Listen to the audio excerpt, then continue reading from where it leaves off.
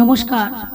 আমার মাননীয় এবং বরণীয় এবং পূজনীয় সুধী বিচারক মণ্ডলী, আপনাদের সম্মুখে দাঁড়িয়ে শুভেচ্ছা ভালোবাসা জানিয়ে শুরু করছি আপনাদের অনুষ্ঠান, অর্থাৎ আমাদের কবিগান।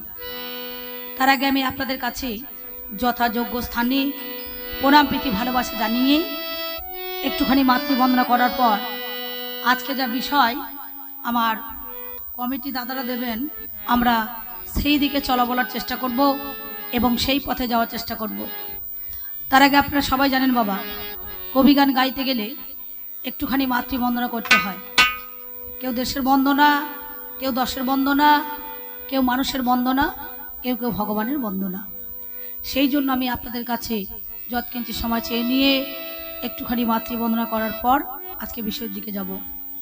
তাই নম নম নারায়ণ, তুমি পূর্ণ ব্রহ্মা সনাতন, তুমি দেব জগতের না, তুমি জনার বন্ধু, তুমি মোর কৃপা সিন্ধু, দিয়া আমায় চরণ বিন্দু, তুমি নারায়ণ, তাই কৃপাময়ী সরস্বতী আমায় গীতে দিলেন অনুমতি। আমি আরম্ভ করুন সহসা, কি জানি মা কেমন হয়, মনে বড় লাগে ভয়, একমাত্র গুরু হরি সাধনে যুগল চরণে ভরসা। তাই সত্যদাতা দাপর কলি, চার যুগের এক কথা বলি, জ্ঞানী রাজা ছিলেন বলি, শুনেছি তা আমি, হয়ে বামন অবতরী, ত্রিপদ ভূমি নিলেন তরি, চক্র করিলেন চক্রধারী, করিলেন পাতাল জ্ঞানী, হয়ে তেতায় রাম অবতরী, সমুদ্রকে বন্ধন করি, অনাসে কটক সৈন্যপাট, কে বোঝে প্রভুর লীলে, দুর্জয় রাবণ বিনাশ হলে, তাই অবশেষে সীতাই করিলেন উদ্ধার। তাই একদিন দাপরে মধুর বৃন্দাবনে ব্রজগোপী রাখালদের সনে ঘুরে বেড়াইলেন বনে বনে, লয়ে একখান ভগ্ন তরি, পার করিলেন যত গোপের নারী। তাই বলছিলে মন পাখি, সময় থাকতে স্মরণ কর সেই কমলাখি। তরবি যদি ভবধ্বনি রে, আমার এই দেহ জমি নাগরাজ, খাস করেছে যমরাজ, যেদিন শিওরে বসবে যম, সেদিন গলা করবে ঘর ঘর, আপন ব্যক্তি সবাই পর। তাই বলছিলে মন পাখি, বলাই দাদার ভাইকে স্মরণ কর। দ্বিজ কৃষ্ণচন্দ্র নরপতি আমায় গীতে দিলেন অনুমতি। আমি আরম্ভ করুন সহসা, কি জানি মা কেমন হয়, মনে বড় লাগে ভয়, একমাত্র গুরু হরি সাধনের যুগল চরণে ভরসা। একবার মায়েরা অনুধ্বনি আর বাবার একবার শ্রী গৌরী প্রেমানন্দে হরি হরি বলুন। তারা নানা তাই রে নানা, তারা নানা তাই রে নানা, তারা নানা নানা, তারা নানা তাই রে নানা, তারা নানা না, তারা নানা তাই রে নানা, তারা নানা না, তারা নানা তাই রে নানা, তারা নানা তাই রে নানা, তারা নানা নানা, তারা নানা তাই রে নানা, তারা নানা না, তারা নানা তাই রে নানা, তারা নানা না।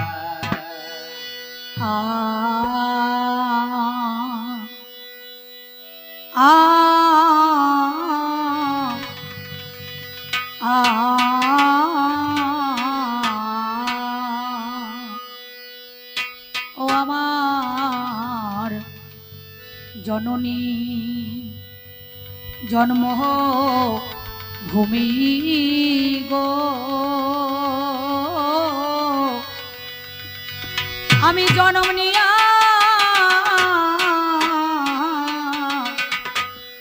বাংলা মায়ের কোলে, মা গো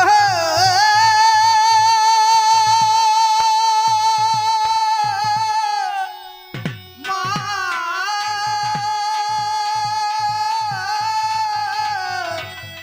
মা গো আমার মা,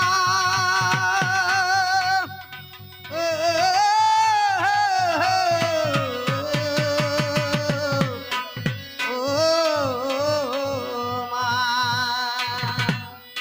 আমার জননী জন্মভূমি গো, জন্ম নিয়া বাংলা মায়ের কোলে, আমার জননী জন্মভূমি গো, জন্ম নিয়া বাংলা মায়ের কোলে, আমার জননী জন্মভূমি গো, জন্ম নিয়া বাংলা মায়ের কোলে। আমি আপনাদের কাছে কেন বললাম বাবা, আমার জননী জন্মভূমি গো, জনম নিয়া বাংলা মাতর কোলে।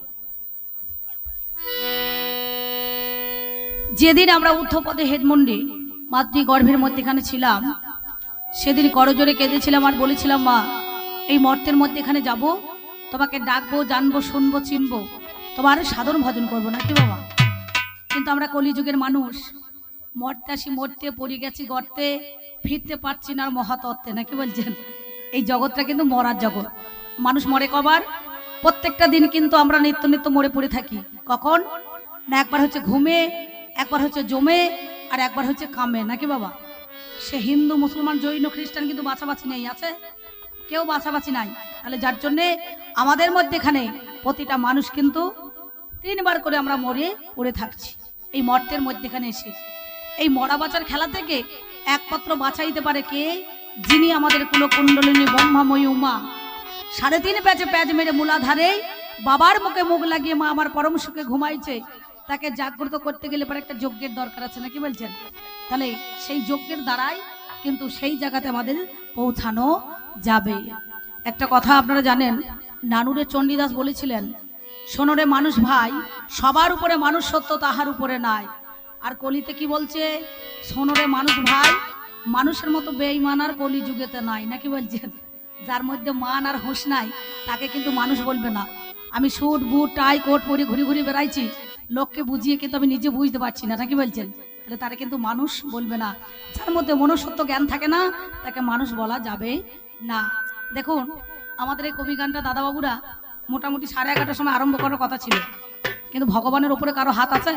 এমন পোলায় কাণ্ড করে ফেলেছে, সব কিছু এখন লন্ড ভন্ড করে দিয়ে চলে গেছে, নাকি বলছেন। হ্যাঁ, কত সুন্দর। তাহলে তার উপরে কিন্তু কেউ হাত দিতে পারবে না। কিন্তু মানুষ হলে এতক্ষণ ফাটাফাটি, লাটালাটি, কাটাকাটি হয়ে যেত, নাকি কোর্টে কেস চলে যেত, কাটো আর, বুঝতে পেরেছেন। সেটা কিন্তু নয়। সেই জন্য মায়ের কাছে বললাম, মা আমার জননী জন্মভূমি গো, জনম নিয়া বাংলা মাতর কোলে। 1 বার নয়, 2 বার নয়, 3 বার নয়, 84 লক্ষ জনে ভ্রমণ করে মানব জন্ম হয়। মানব জন্ম পেয়ে মানুষ হেলাতে হারায়। এই মানব জন্মটা বড় দুর্লভ জন্ম। 1 বার নয়, 84 লক্ষ জনে ভ্রমণ করে মানব জন্ম পেয়ে এই মানব জন্মটা কিন্তু আমরা কাজে লাগাতে পারলাম না। সেই জন্য মায়ের কাছে বলছি, মা আমার 1 জনমে মিটল না সাত, আমার 1 জনমে মিটল না সাত, বাকি কয়টা দিন গেল চলে। ওরে বাকি কয়টা দিন, ওরে বাকি কয়টা দিন ওরে গেল চলে।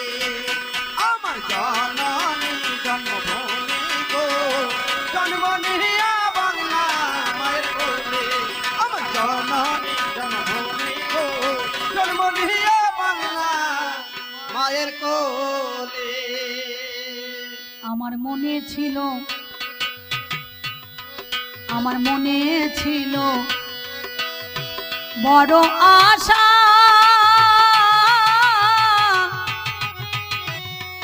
আমি সাধুর সঙ্গে বাঁধব বাসা। আমার মনে ছিল, ওই আমার মনে ছিল বড় আশা,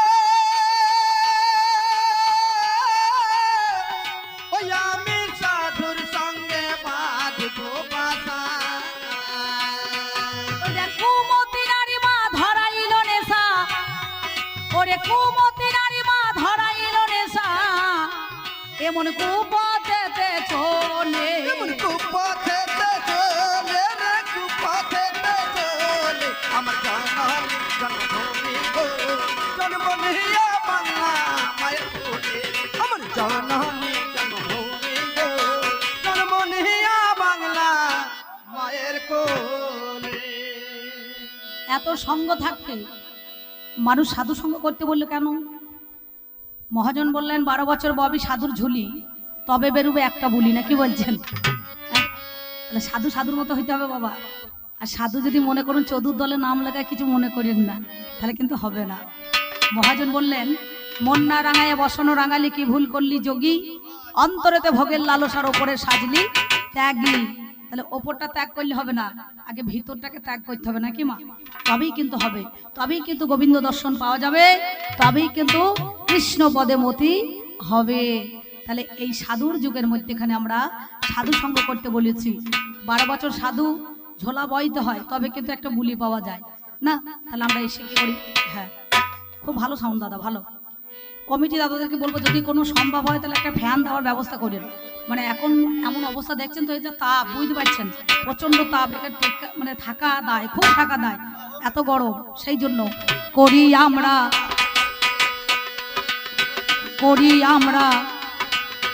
কত রঙ্গ, আমার কোনোটাই মা হলো না সাঙ্গ। দেখো করি আমরা, ও দেখো করি আমরা কত রঙ্গ, ওই আমার কোনটাই না হলো সাঙ্গ। সদাই অসৎ পথে সঙ্গ, ওরে সদাই অসৎ পথে সঙ্গ, আমার কামিনী কাঞ্চনে মিশে, কামিনী কাঞ্চনে মিশে, কামিনী কাঞ্চনে আমার জননী জন্মভূমি গো, জন্ম নেয়া বাংলা মায়ের কোলে, আমার জননী জন্মভূমি গো, জন্ম নেয়া বাংলা মায়ের কোলে। যিনি গানখানা লিখেছেন বাবা, আমাদের মধ্যে তিনি আর বেঁচে নাই। এই বর্ধমান জেলার অন্তর্গত ভাতার থানা গ্রামের পাশাপাশি একটা গ্রাম ছিল, আছে এখনো, চড়ুইবেল গ্রাম। উনি বললেন, মা না চাইতে যা কিছু দিয়েছো তোমার দান, শেষের দিনে থাকবো না আমি, থাকবে না আমার প্রাণ, এই সঙ্গে যাবে শুধু হরি নাম, নাকি বলছেন? তাহলে শেষের দিনে হরি ছাড়া আর কেউ নাই। তাই তিনি বললেন, অধম হরি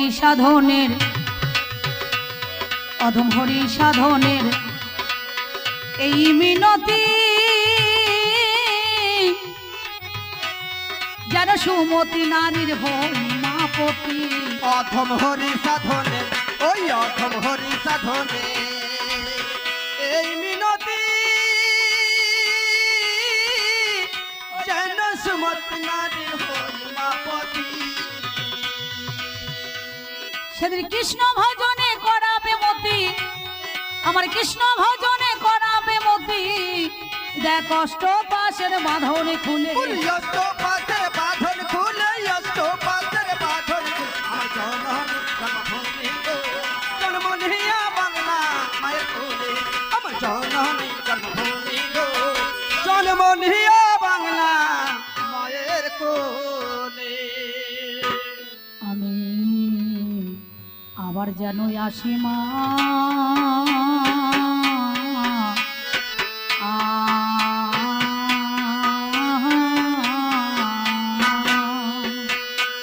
হায় হায় মরি মরি আবার যেন আসি মা, আয় হায় জনমে নয় জন্ম জন্মান্তরে আবার যেন আসি মা, আমি তোমার কোলে আসব ফিরে, ও মায় আবার যেন আসি মা, কুলো কুণ্ডলিনী ব্রহ্মাময়ী, ও মায় আবার যেন আসি মা, আমি শিবের ঘরণী ও মা শ্যামা, আবার যেন আসি মা, আবার নিজ গুণে করো ক্ষমা, আবার যেন আসি মা, আমার সেদিন বলো আর কবে হবে, আবার যেন আসি মা, আমার সঙ্গের সাথী সেদিন কেউ না রবে, আবার যেন আসি মা, আমার নাম যাবে আর প্রাণ যাবে, আবার যেন আসি মা, আমার আয়ু সূর্য ঢুলু ঢুলু, আবার যেন আসি মা, কেন মানব জনম দিলে তুমি, আবার যেন আসি মা, আমার পশু জনম ছিলই ভালো, আবার যেন আসি মা, আমার কান্তে কান্তে জনম গেল, আবার যেন আসি মা, একবার হরি বল হরি বল হরি বল আবার বল। যেন আসি মা। তবে আমায় যখন পাঠাইলে না, তিরে না তিরে না তিরে না না মাগো এই ভব বাজার আরে ও তিরানা দরদি নানা দরদি দিরানা বাজার বড় মজার বাজার আরে ও তিরানা দরদি নানা দরদি দিরানা আমি দেখলাম নয়ন মেলে ও তিরানা দরদি নানা দরদি দিরানা এই বাজারের এক প্রান্তরে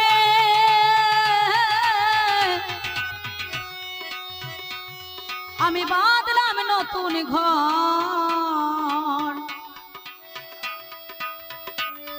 তাতে 3.5 কোটি দিলাম খুঁটি দেখতে মনোহর তিরি বর্গা জানলা কপা अरे यह तिराना दरदी नाना दरदी दीराना আমি কেটে নবদা यो तिराना दरदी नाना दरदी दीराना ওই সদরি গেটে 2 প্রহরী तिराना तिराना तिराना বলি থাকিল আমার यो तिराना दरदी नाना दरदी दीराना তার মধ্যে একজন পুরুষ ছোট একজন রমণী পাহারা দিতেছে তারা দিবস রজনী এখন চড়াইলে হবে না বেলা পড়ুক তবে তো এই সময়টা কি বাজার যাইছে দেখতে পেয়েছো না কঠিন উঠে যাবে আমার মালখানাতে বস্তায় পড়াই আছে রত্নধন বাঘ পেয়ে 6 দস্যু করিল হরণ বাকি অংশটুকু গেছে মাতৃণের দায় বেদখল হয়েছে জমি নিজ দখল নাই 3 অংশের 2 অংশ রইল জলে ভেসেই আজ অর্ধেকটা করে রেখেছে উলো यार कैसे তাই আবাদ করা গেল না या बात करा गलो ना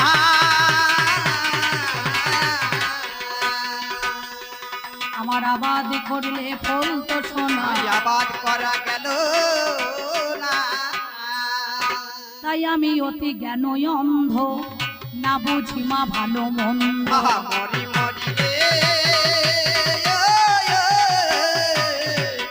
আমি অতি গেল অন্ধ না বুঝি মা ভালো মন্দ